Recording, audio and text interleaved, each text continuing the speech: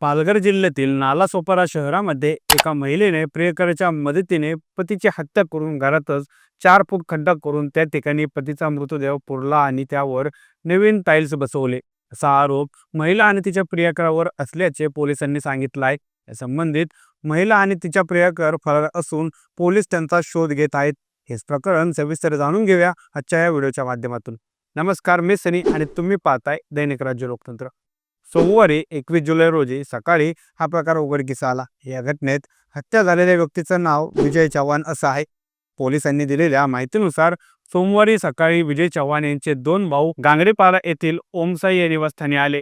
त्यांना घरातल्या काही टाईल्सचे रंग वेगळे दिसले आणि मग पुढच्या गोष्टीचा उलगडा झाला. बेलार पोलिसांनी घटनास्थळी पोहोचून त्या ठिकाणी महापालिका, डॉक्टर, कर्मचारी, तहसीलदार, फॉरेन्सिक एक्सपर्ट यांच्या साहाय्याने पंचनामा करून मृतदेह बाहेर काढण्यात आला. लासोपारा पूर्वीच्या धानीव बाग येथील गांगडेपाडा येथे विजय चव्हाण वय 35 आणि पत्नी चमनादेवी चव्हाण वय 28 आपल्या एका मुलासह राहत होते. विजय यांचे भाऊ मोहन यांनी नवीन घर घेतला आहे. त्यामुळे मोहन गेले 15 दिवस मदतीच्या आशेने विजय यांच्याशी संपर्क साधण्याचा प्रयत्न करत होते, मात्र संपर्क होत नव्हता. त्यामुळे मोहन स्वतःच विजय यांच्या घरी गुरुवारी 17 जुलै रोजी पोहोचले. यावेळी घरी विजय यांची पत्नी चमनादेवी उपस्थित होती. भाऊ कुठे आहे, संपर्क होत नाही याबाबत विचारणा केली असता पत्नीने कुर्ला येथील एका वेल्डिंगच्या कामासाठी गेले आहेत असं सांगितलं. त्यानंतर मोहन आपल्या घरी परतले. पुन्हा दुसऱ्या दिवशी मोहन यांनी विजय यांच्याशी संपर्क साधण्याचा त्यांनी प्रयत्न केला, मात्र तेव्हाही संपर्क झाला नाही. मग त्यांनी चमनादेवीला फोन करण्याचा प्रयत्न केला असता तिचाही फोन लागला नाही. त्यामुळे मोहन सोमवारी 21 जुलै रोजी विजय यांच्या घरी पोहोचले. यावेळेस घराला कुलूप लावलेलं होतं. त्यामुळे काहीतरी संशयास्पद आहे असं मोहन यांना जाणवलं. आजूबाजूला चौकशी केल्यावर त्याबाबत कोणालाही काही माहीत नसल्याचं लक्षात आलं. त्यामुळे घराचं कुलूप मोहन यांनी तोडलं. घरात अधिक पाहणी केली असता घरामध्ये इतर स्टाईलपेक्षा 3 टाईल्स वेगळ्या आणि नवीन असलेल्या दिसल्या. हे काम नुकतंच काही दिवसांपूर्वी झालेलं असावं असा संशय मोहन यांना आला. मोहन यांनी माध्यमांना सांगितलं की त्यांना संशय आल्यानंतर ही गोष्ट त्यांनी त्यांचे शेजारी सरफू आणि मोहम्मद यांना सांगितली आणि घराचे कुलूप तोडून टाईल्स खणण्याबाबत चर्चा झाली. मोहन आणि शेजाऱ्यांनी टाईल्स काढल्या.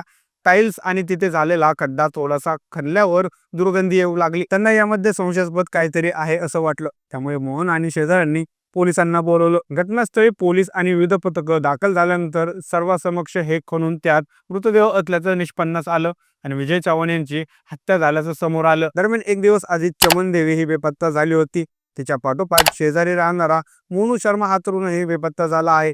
हे शेजाऱ्यांच्या निदर्शनास आलं. चमनादेवी चव्हाण आणि 20 वर्षीय मोनू शर्मा यांच्यात प्रेमसंबंध होते आणि त्यातूनच हे दोघे पळून गेल्याचे शेजारी आणि विजय यांच्या नातेवाईकांनी दिलेल्या माहितीनुसार समोर आलं. नवऱ्याचा काटा काढण्यासाठी पत्नी आणि तिच्या प्रियकराने पती विजय चव्हाण यांची राहत्या घरातच हत्या केली असा पोलिसांचा संशय आहे.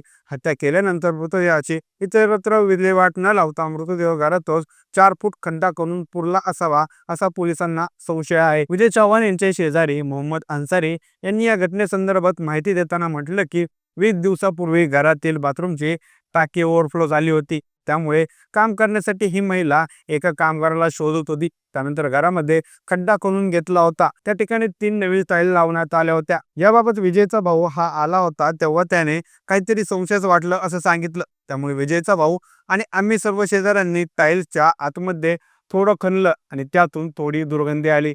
या घटनेबाबत बेल्लार पोलीस ठाण्याचे वरिष्ठ पोलीस निरीक्षक जितेंद्र वनकोटे यांनी माध्यमांना माहिती देताना सांगितलं की चव्हाण फॅमिली साई फ्लेवर सोसायटीमध्ये राहते. मृत व्यक्तीचे 2 भाऊ बेलालपाडा परिसरात राहतात. त्यातील एका भावाने घर घेतलं. त्यामुळे आपल्या भावाकडून काही सहकार्य मिळेल यासाठी 10 तारखेला त्याने कॉल केला होता, मात्र फोन बंद असल्याने स्वतः भाऊ तिथे आला होता.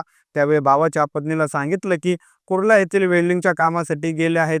2 दिवसांनी भावाच्या पत्नीला देखील कॉल करण्याचा प्रयत्न केला असता त्यांचाही फोन लागला नाही. त्यामुळे पुन्हा एकदा त्या भावाने घर गाठलं, मात्र घरात वहिनी देखील नव्हती. त्यामुळे थोडासा संशय आला. तसेच घरामध्ये 3 टाईल्स नव्याने बसवल्या असल्याने थोडा अधिकच एक संशय वेगळा आला. त्यामुळे शेजाऱ्यांच्या मदतीने त्या टाईल्स फोडले असता मोठ्या प्रमाणात दुर्गंधी आली. वनकोटी पुढे म्हणाले की याबाबत भावाने पोलीस ठाण्यामध्ये भावाचा घातपात झाल्याचे कळवलं. यानंतर घटनास्थळी पोलीस, डॉक्टर, फॉरेन्सिक टीम आणि तहसीलदार पोहोचून सर्व सक्षम घरामध्ये खोदून मृतदेह बाहेर काढला आणि पंचनामा केला.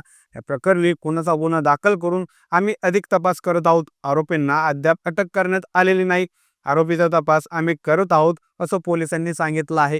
तर याबाबत तुम्हाला काय वाटतं आम्हाला कमेंट करून नक्की कळवा आणि जर दैनिक राजा लोकतंत्र चॅनलवर नवीन असाल तर चॅनलला नक्की सबस्क्राईब करा. धन्यवाद.